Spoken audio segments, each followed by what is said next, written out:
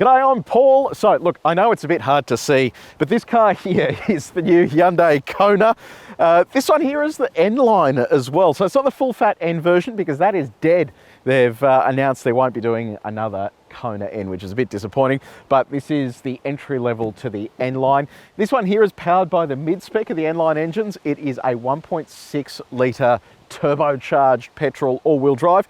It's priced at $40,000, but if that's too expensive, the entire range kicks off from just over $30,000. This competes with things like the Toyota CHR, the Kia Seltos, Renault Captur. There are a stack of competitors in this segment. Today we're going to do a detailed review of this car, so if you do want to skip ahead to other parts of this review, you can use the time codes that are on the screen, or if you're on YouTube, you could scroll down and use the chapters below. And if you haven't done so already, subscribe to our channel and press the bell icon. That way you'll find out every single time we test a tennis ball. Now let's talk design. So you've got a number of colours to choose from, but only some of them are available here for the N-Line. Your solid colours are free, optional colours are around $600. What do you think of this colour? I mentioned before that it looks like a tennis ball. If you put a tennis ball right next to it, they're kind of the exact same colour. It is very out there, and in fact there are a couple of colours within the new Kona range that are out there, and they kind of suit the design because the design is out there. Have a look at this. It's got this LED strip along the front there that looks similar to the Staria, and again similar to Staria, they've mounted the headlights down low here as well. This is an LED headlight setup. Behind here you've got these retractable flaps as well for cooling, which help with efficiency. This is going to be a similar design to the full electric version of the Kona when that is released in Australia. There's also a hybrid version of this coming too, so it is a bit full on in terms of design, but I don't know, what do you reckon? Do you like the look of it? Let me know in the comments section below. We'll whip around to the side here. So the N-Line gets slightly bigger wheels. This is sitting on 19s, so you have a machined finish on the outside there and a graphite finish on the inside. Looks really nice, but probably a little bit difficult to clean given how many sort of divots and stuff you have in there. And slightly lower profile tyre there. It's on 45 profile. Now this bit here is interesting. So if you don't go for the N-Line, this is like a dark colour. It's similar to what Toyota's done with their new electric car. But here on the N-Line, it's actually body coloured, and I think the body colour design actually doesn't look too bad. N-Line badge just up there.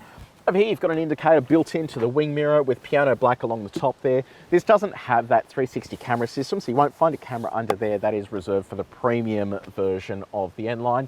Roof rails, no privacy glass unless you step up to the top there. Come around to the back, have a look at this. Have a look at this rear. So another LED strip along the back there, but have a look at this. This looks very similar to the RS3, almost like an identical design, I think. You've got a top-mounted brake light there, shark fin aerial up the top there, Kona along the back there, Hyundai logo. I should mention as well, I think this is a different Hyundai logo to the other Hyundais I've seen. Maybe I just haven't really noticed all that much recently, but it's got that similar appearance to the new Kia logo where it's quite flush and flat. 1.6T, which highlights the engine. Look at these exhaust tips as well. Very trendy there, and then a diffuser down the bottom here as well. So, like I said, let me know what you reckon about the design. Is this a little too full on? Would you go for a slightly more sedate colour? Let me know down there. So we are inside the Kona, and we'll start off with the key.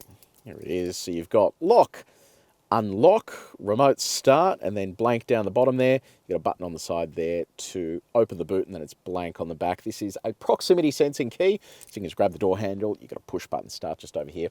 Now, I did mention this in our review of the Ioniq 6 as well. It may just look like a sort of normal key, but then when you turn it on the side, you can actually see the Hyundai logo there, which I think is kind of cool. Now, what about this cabin?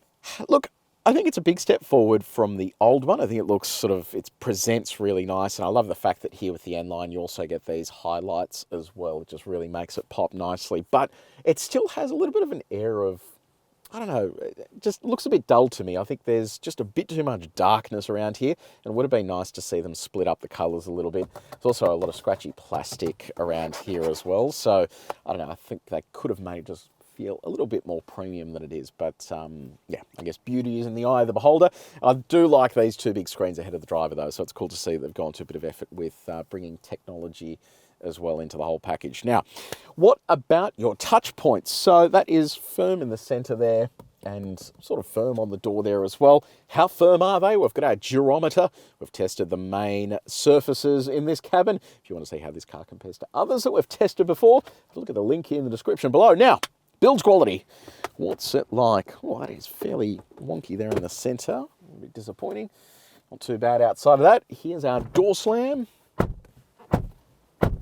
Now let's talk infotainment. So you have two 12.3-inch displays. You've got one over here and one over here as well. The infotainment display is a touchscreen. In the entry-level grade here, you don't get inbuilt satellite navigation, but you do get smartphone mirroring that is wireless. So I'll show you what that looks like. So you've got Apple CarPlay. Look at that, big screen and very high resolution. Really like the look of that, very impressed with that. And this is what Android Auto looks like. So Android Auto is wireless as well. Nice full screen integration there and all very snappy as well. On the audio front, you have AM, FM, DAB, digital radio, and that's through a 6-speaker sound system. Sound system is fine, nothing sort of too special. Head of the driver, you also have a 12.3-inch display. This one is pretty sort of straightforward, nothing sort of too special, and it just does exactly what you'd expect it to do, and I'll show you what that all looks like once we go for a drive. Let's chat safety. So you have autonomous emergency braking with pedestrian and cyclist detection. You've got a driver attention monitor just there, auto dimming rear vision mirror. You've also got a blind spot monitor built into the wing mirror. You have radar cruise control with a lane keeping assistant, which we'll test a little bit later on. You also have front and rear parking sensors with a reverse view camera. I'll show you what that looks like. There it is there. Quality of that is excellent. So you can clearly see what's on our suitcase there. No dramas there at all. So pretty impressed with that. You then have a number of different views there, like a towing view and then a super wide angle view as well. This is what the horn sounds like. Now let's chat practicality, and we'll start off with your connectivity. You've actually got a really cool setup down here. So you've got two USB-C ports, but then you can actually change what the left-hand port actually does, which I reckon is, I haven't seen that before, it's really cool. You then have a 12-volt outlet, but it's hidden behind this little flap here. So again, just a really cool, innovative way to do things. Wireless phone charger down here, so you can pop your phone on there, it'll begin charging. You can also then store your phone in a litany of other places here, which is really good.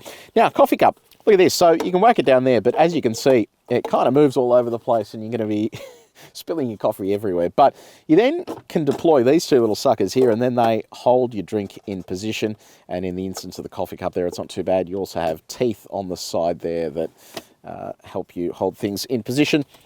Bottle fits into there without any drums, although this thin bottle does sort of move around a little bit there, even with those teeth.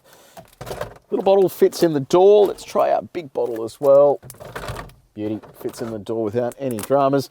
In terms of additional storage, you have this sort of console lid here, but it's not really much else there. And it is a little bit disappointing because you can see everything here. There's nowhere to actually securely store things so they're not visible from the outside. So I reckon they could have maybe had a cover for this or done something just to conceal some of your valuable items as well.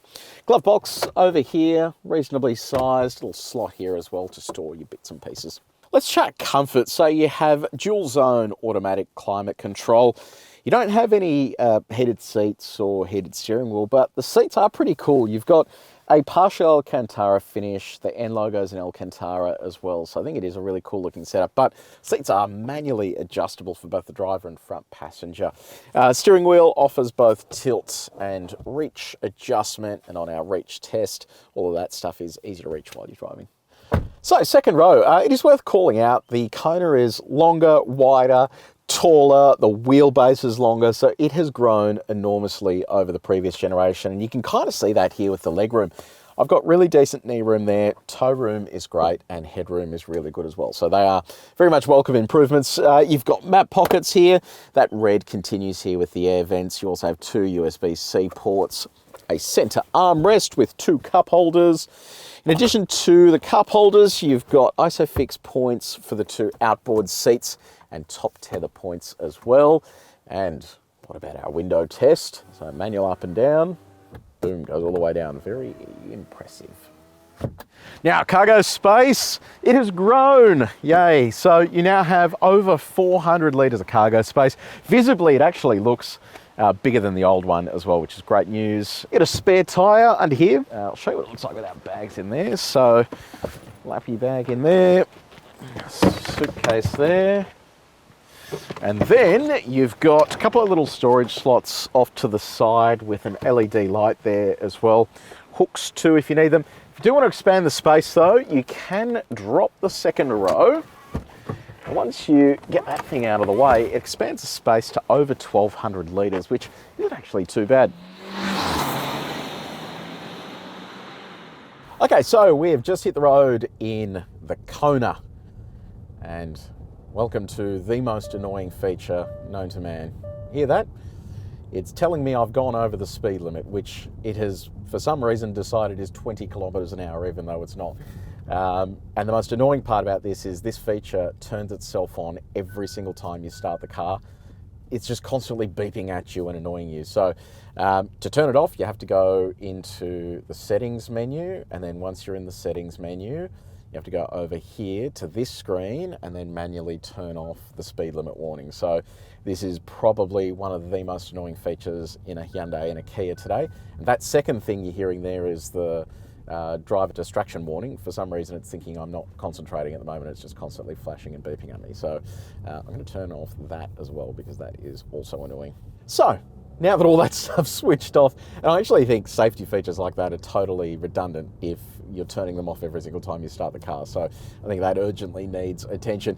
Now, what is powering the Kona? So this particular spec here, it's a 1.6 litre turbocharged 4-cylinder petrol. This is available in a 2 litre naturally aspirated 4-cylinder, and also there's a hybrid coming as well. So the good thing here with this particular engine is they've ditched the dual clutch, and thank goodness, because it really wasn't a very good dual clutch, and they've gone down the path of a torque converter. When we drove the Seltos recently with this engine, I was really impressed with how that felt with the torque converter instead of the dual clutch. So this particular combo makes 146 kilowatts of power and just over 250 newton meters of torque. It's a sort of groundbreaking amount, but equally the car doesn't weigh that much. It's not too far off 1,500 kilos. Now, how does all that feel behind the wheel? Let's sink the boot in here. It's actually surprisingly pretty good. It kind of just punches you back in the seat. Everything happens nice and quickly there as well, and then you have the assurance of the all-wheel drive system. In fact, you do have this little display here that tells you where it's sending torque as well. So it appears to be always sending torque to both the front and the rear axle, which I think is pretty cool. Now, Hyundai claims a fuel economy of under 8 litres per 100 Ks. We are currently sitting on 8.8 litres per 100 Ks, which I don't think is actually too bad. Quite impressed with that. Driving in and around town, the ride is actually pretty good. It's sort of fairly soft and sort of cushy, and that's despite this being on fairly low profile tyres and 19-inch alloy wheels. But the real question is going to be, without any local ride and handling tuning, what's it like on our sine waves? So we'll increase the speed here to 130, which is the maximum speed in Australia. Keeping in mind that Kia has done a really good job with tuning of its cars for Australian conditions. We're keen to see what this is like with Hyundai's tune on it. So there's 130, here are our sine waves. Wow, that is really not good. It has just a total lack of body control at that top end. It is really floaty up there, and I think it just shows that it really hasn't got that right tune for the Australian market. And to put something like that into context, I did a drive not that long ago between Adelaide and Melbourne, and even during sections of overtaking, even at 110 k's an hour, where the road is even choppier than that, and this is a major road, the car that I was in was all over the place. And just imagine if you got the family on board and stuff, it really is quite an unsettling feeling. So I think that Hyundai really needs to go back into investing on a local ride and handling tune, because while the car is going to be fine for driving in and around the city, it really does lack that refinement when the speed picks up. Okay, on to our choppy road. So this is a corrugated, terrible stretch of road. We do this one at 90 k's an hour, so see what it's like. So it's actually really comfortable. So the trade-off there, while this doesn't feel like it handles all that well, and it really doesn't have the body control on the sine waves, it soaks up these bumps nicely because of how soft the ride is. So look, I mean, that's not the end of the world. If you're buying this because you want it for its looks, that's fine. Just don't go into it expecting it to be a super sporty car. It does feel like it's designed to be driven more in and around the city. Now, drive modes, we've got Sport, Eco, Normal. Let's pop it into Sport and go for a bang around our track and see what it feels like.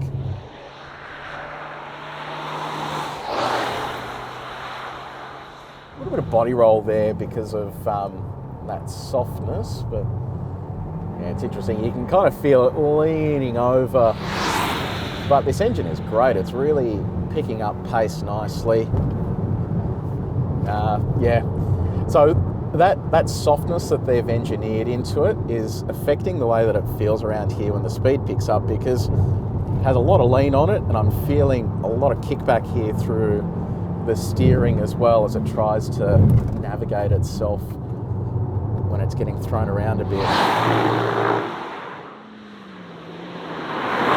Yeah, it's interesting. It really doesn't feel as engaging as the last Kona to drive, and certainly the Kona N. I mean, that thing was unreal when we had it around here.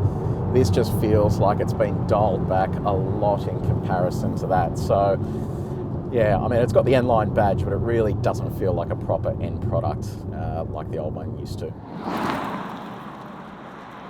Now, on road noise, even though this is on the sportier tyre, when we tested it with our calibrated sound meter, actually didn't come up too badly. So on the noise front, it's actually not terrible. Now let's chat visibility. So I can see clearly down the front of the car there. Helps that it's very brightly coloured as well.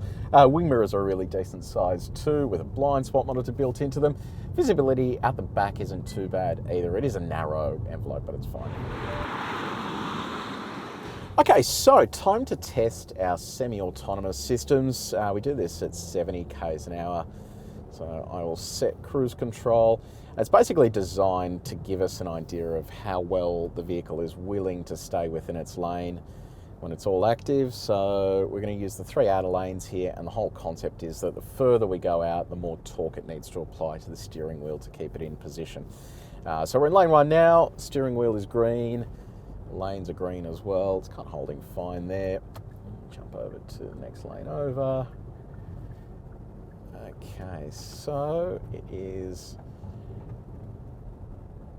not too bad. Oh no, that's not good at all. That's just gone straight through that. Okay.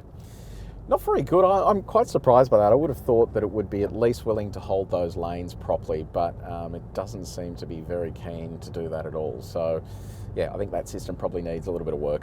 Okay, time to do some performance testing. Before we get into it though, help me CarExpert.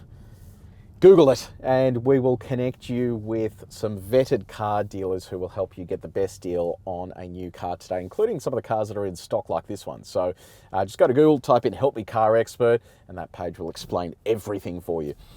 Okay, so we don't have an official 0 to 100 time, but I've got it in sport mode. We'll dial up some revs. We'll go all the way through to 120 and see how it goes. So here we go. Okay. A little bark out of the exhaust. Nice. Okay, there's 100. And 120. All right, we'll come to a stop. Let's have a look at how we went. 0 to 100, 7.98 seconds. That's not too bad. 80 to 120, 5.32 seconds. That's not too bad either. Quite impressed with that. Alrighty, let's go back and do a brake from 100 k's an hour and see how quickly this stops. Okay, we'll dial up 100 k's an hour. Slam the anchors down. All right, there it is there. Oh, feels really good. You can see what that time is. That felt really, really impressive. 100 to 0. Wow, 3.18 seconds and 35.85 meters. It's bloody impressive. It's almost one of the quickest cars we've tested. There you go. Good job, Hyundai. Oh, by the way, if you want to see more about this app that we're using for performance testing, I've left a link in the description below. Now, how quickly does it go in reverse? Here we go.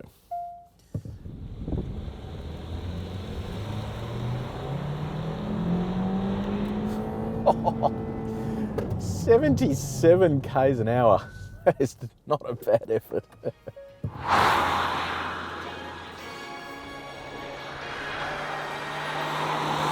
So the new Hyundai Kona, what do we reckon? Look, I think in terms of size and offering, it is a big step forward in terms of dimensions. I thought the old one was really too pokey.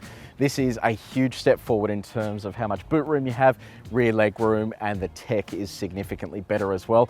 But it is really let down by its ride and handling. And look, if you're driving it in and around the city, it's going to be perfectly fine. And just for your standard highway driving, it's perfectly fine. But have a look at it. It looks super sporty, and it just doesn't drive as sporty as it looks, which I think is pretty disappointing. And I really do hope that Hyundai goes back to investing in local ride and handling tuning, because I think that is what this desperately lacks. It has all the ingredients to be really good fun to drive, but it just feels a little bit sloppy when it's pushed towards its limits. It's also pretty disappointing there isn't a full fat Kona N version coming as well. But anyway, let me know in the comments section below, what do you think? Have you had a drive of it? Are you enjoying the new Kona? I'm keen for your feedback. If you did enjoy this video, please make sure you like it and you share it with your mates. And if you haven't done so already, subscribe to our channel and press the bell icon. But until next time, take it easy.